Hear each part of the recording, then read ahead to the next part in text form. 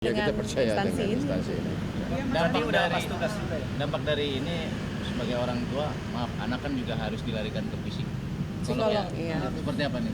Oh iya, udah kita bawa ke psikolog juga. Terus ya emang aku juga nggak nyangka ternyata traumanya buat dia cukup dalam ya.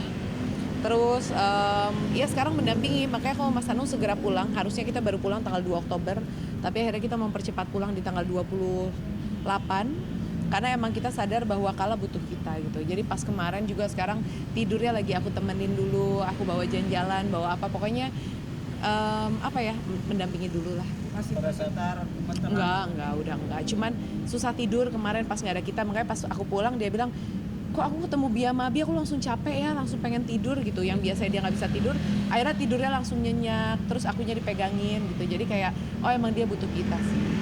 pada saat umroh di sana pasti fokusnya juga terbagi ya, kepikiran kondisi Kala di sini gitu, kejadian seperti apa gitu.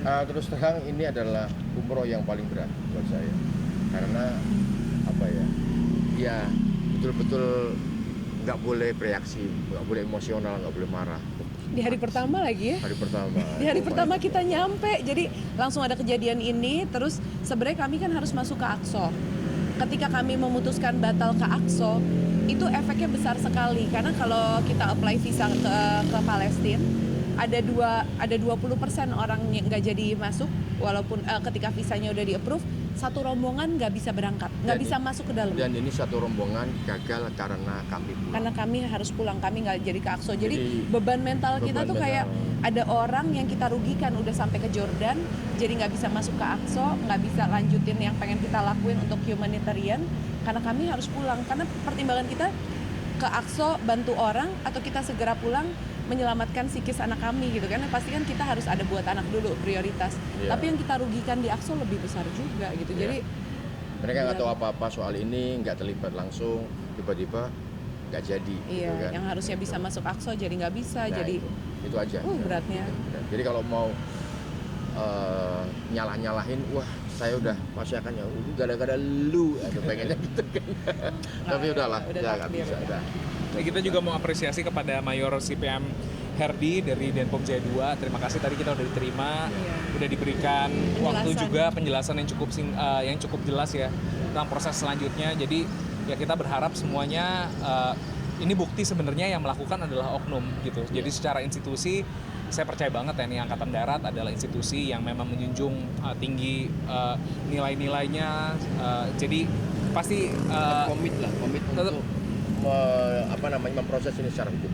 Iya, yang aku surprise, aku pikir ketika kita dihubungin, orang-orang udah bilang pasti disuruh damai abis mereka minta maaf gitu. Tadi juga ditanya, dimaafin Mas Anung, maafin abis ini mau damai atau lanjutkan proses hukum. Terus kita bilang lanjutkan proses hukum. Nah, kita lega karena sebagai institusi hukum, kami juga pengen hukumnya berlaku dengan benar gitu. Jadi mereka juga mengapresiasi kami yang pengen menjalani semua proses sesuai dengan hukum yang berlaku. Jadi jangan seuzon dulu, ternyata ketika kita diajak silaturahmi, beliau minta maaf secara instansi, bukan selalu untuk ngajak damai gitu, tapi ya untuk silaturahmi aja minta maaf. Di lain sisi kecewa nggak sih ini, berharap bisa ketemu dengan pelaku, mau nanya motifnya apa sih? ya kan ada prosedur ya yang memang harus diikutin. Jadi kita nggak bisa pingin, kalau misalnya kita datang ujuk-ujuk ngobrol langsung, itu sama aja kita kayak main hakim sendiri kan.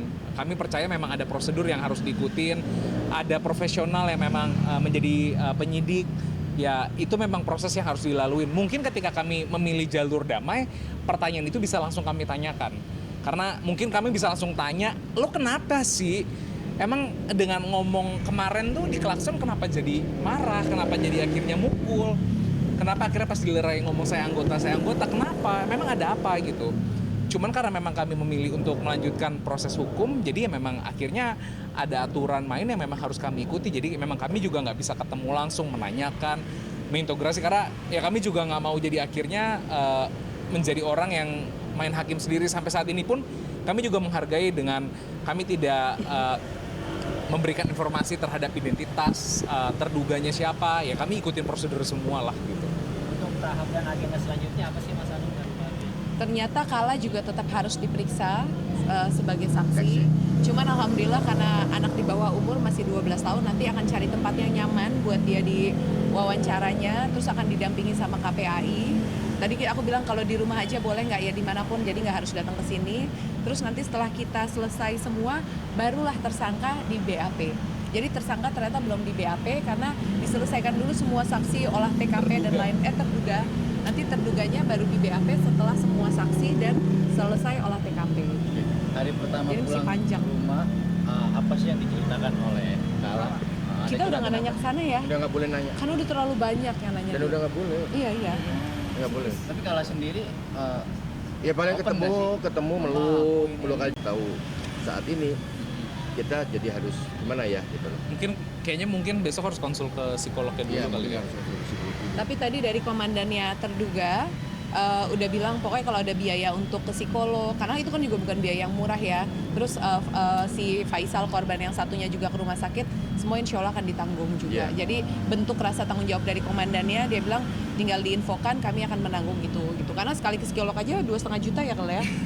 Maksudnya ada efek-efek yang mungkin nggak seberapa mungkin buat beberapa orang 2,5 juta, tapi itu adalah bentuk tanggung jawab yang mau diselesaikan sama komandannya. 2,5 juta itu sekali pertemuan loh ya. Sekali pertemuan minimal bisa 4 kali. Faisalnya juga kan harus cek dalam apa gitu. Jadi alhamdulillah tadi komandan bilang kita siap untuk tanggung jawab mengganti itu. Kalau agenda pemanggilan Kalanya kapannya belum tahu ya? Kapannya? Belum tahu. Dalam minggu ini, tapi yang jelas nggak dibawa ke sini, tapi di tempat yang dia nyaman. Kalau kondisi Faisal sekarang terkini seperti apa? Sebenarnya secara kalau lihat luarnya dia oke, cuman sebagai mentalnya dia agak khawatir karena dari awal aja, Kak saya aman gak nih kalau dilanjutin, makanya sampai sekarang kita jaga Faisal biar mukanya nggak ada di mana-mana karena dia worry sekarang kalau keluar rumah dia pakai hoodie, dia pakai topi, padahal kita bilang aman insya Allah gitu kan, cuman dia ada ketakutan gitu loh karena dia ngerasa ntar aman gak nih, ntar temennya ada yang marah nggak apa gitu. Tapi komandan juga udah kita sampaikan kekhawatirannya Faisal, komandan bilang insya Allah aman sih. Bahkan komandannya juga menggaransi kalau misalnya ada intervensi atau ancaman atau apapun, mohon segera dilaporkan. Karena itu akan jadi tindakan kami untuk kami usut gitu. Jadi alhamdulillah selama mungkin udah sekitar 1 minggu ini nggak ada sih proses tendensi ancaman atau perbuatan tidak menyenangkan. Jadi kami percaya memang ini memang bisa dilakukan secara adil dan profesional. Oke, udah capek. Udah? sedikit dong Kak,